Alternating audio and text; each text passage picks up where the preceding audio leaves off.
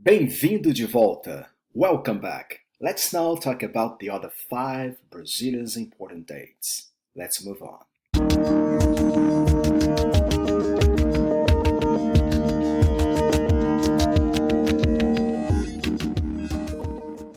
Number 6. Abolição da escravatura. 13 de maio de 1888. A abolição da escravatura ocorreu por meio da Lei Áurea, assinada pela Princesa Isabel. Esta lei libertou os escravos no Brasil após quase 400 anos de escravidão. O período conhecido como Brasil Colonial, 1530 a 1815, foi marcado pela presença portuguesa no país, a qual utilizava mão de obra escrava para realizar os trabalhos na colônia. No princípio, o pau-brasil foi a grande fonte de riqueza para a metrópole, que exportava madeira encontrada em grandes extensões pelo Brasil. Esse período ficou conhecido como Ciclo do Pau-Brasil. Abolição da escravatura. 13 de maio de 1888. A abolição da escravatura ocorreu por meio da Lei Áurea, assinada pela Princesa Isabel.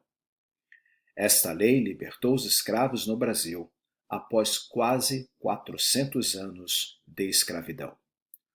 O período conhecido como Brasil Colonial, 1530 a 1815, foi marcado pela presença portuguesa no país, a qual utilizava a mão de obra escrava para realizar os trabalhos na colônia. No princípio, o pau-brasil foi a grande fonte de riqueza para a metrópole, que exportava a madeira encontrada em grandes extensões pelo Brasil. Esse período ficou conhecido como Ciclo do Pau-Brasil. Dia da Consciência Negra, 20 de novembro. O Dia da Consciência Negra foi instituído em 1995. Apesar de não ser feriado em todo o Brasil, é feriado em algumas cidades e nos seguintes estados: Rio de Janeiro, Mato Grosso, Alagoas, Amazonas, Amapá e Rio Grande do Sul. A data recorda o dia em que Zumbi dos Palmares foi assassinado, 20 de novembro de 1695. Zumbi foi líder do Quilombo de Palmares, um refúgio dos escravos, e durante sua vida lutou contra a escravidão. O Dia da Consciência Negra surgiu por iniciativa do Grupo Palmares, fundado em 1971 por universitários negros em Porto Alegre. Entre os seus objetivos, um deles era refletir sobre a situação dos negros no Brasil. Dia da Consciência Negra, 20 de novembro. O Dia da Consciência Negra foi instituído em 1995. Apesar de não ser feriado em todo o Brasil, é feriado em algumas cidades e nos seguintes estados: Rio de Janeiro, Mato Grosso, Alagoas, Amazonas, Amapá e Rio Grande do Sul. A data recorda o dia em que Zumbi dos Palmares foi assassinado, 20 de novembro de 1695. Zumbi foi líder do Quilombo de Palmares, um refúgio dos escravos, e durante sua vida lutou contra a escravidão. O Dia da Consciência Negra surgiu por iniciativa do Grupo Palmares, fundado em 1971 por universitários negros, em Porto Alegre.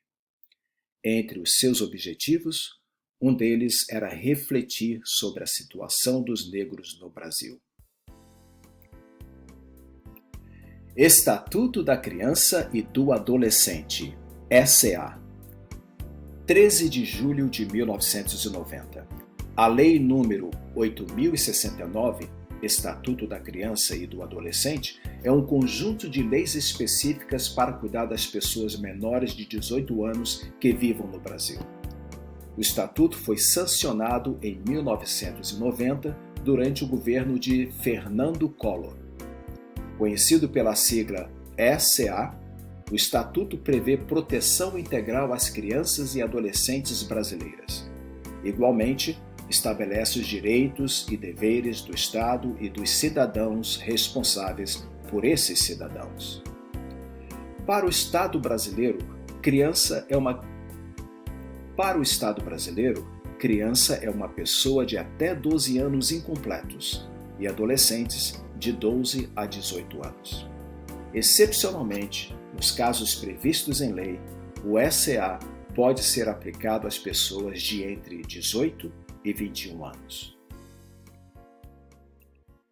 Estatuto da Criança e do Adolescente, ECA.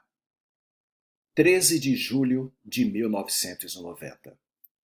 A Lei número 8.069, Estatuto da Criança e do Adolescente, é um conjunto de leis específicas para cuidar das pessoas menores de 18 anos que vivam no Brasil. O Estatuto foi sancionado em 1990 durante o governo de Fernando Collor. Conhecido pela sigla ECA, o Estatuto prevê proteção integral às crianças e adolescentes brasileiras. Igualmente, estabelece os direitos e deveres do Estado e dos cidadãos responsáveis por esses cidadãos. Para o Estado brasileiro, criança é uma pessoa de 12 anos incompletos e adolescente de 12 a 18 anos. Excepcionalmente, nos casos previstos em lei, o ECA pode ser aplicado às pessoas de entre 18 e 21 anos. Dia do Índio, 19 de abril. O Dia do Índio é comemorado em 19 de abril e foi instituído em 1943, durante o governo Vargas. Escolas, entidades e diversos grupos indígenas realizam eventos a fim de recordar a importância da cultura indígena na formação do povo brasileiro. Em 19 de abril de 1940, foi realizado o primeiro Congresso Indigenista Interamericano, no município de Paticuaro, no estado de Michoacán, no México. Durante o evento, foi criado o Instituto Indigenista Interamericano, com sede no México, que atua colaborando na coordenação das políticas indígenas na América. Dia do Índio, 19 de abril.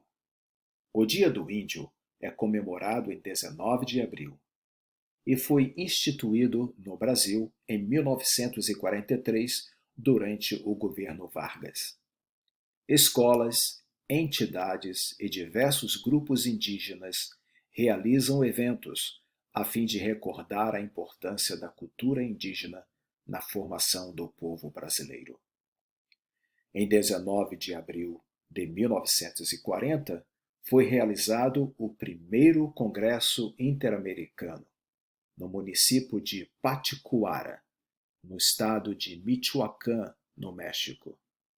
Durante o evento, foi criado o Instituto Indigenista Interamericano, com sede no México, que atua colaborando na coordenação das políticas indígenas na América. Instituição do voto feminino, 24 de janeiro. O voto feminino no Brasil foi conquistado em 1932 e incorporado à Constituição de 1934 como facultativo. Somente o Código Eleitoral de 1965 equiparou o voto feminino ao dos homens. A história do voto feminino no Brasil começa quando as mulheres passam a reivindicar mais direitos na esfera pública. A primeira vez que uma mulher votou no Brasil foi em 1880. A pioneira foi a dentista Isabel de Matos Dillon, que aproveitou as introduções promovidas pela Lei Saraiva na legislação brasileira. Instituição do voto feminino, 24 de janeiro. O voto feminino no Brasil foi conquistado em 1932 e incorporado à Constituição de 1934 como facultativo. Somente o Código Eleitoral de 1965 equiparou o voto feminino ao dos homens. A história do voto feminino no Brasil começa quando as mulheres passam a reivindicar mais direitos na esfera pública. A primeira vez que uma mulher votou no Brasil foi em 1880.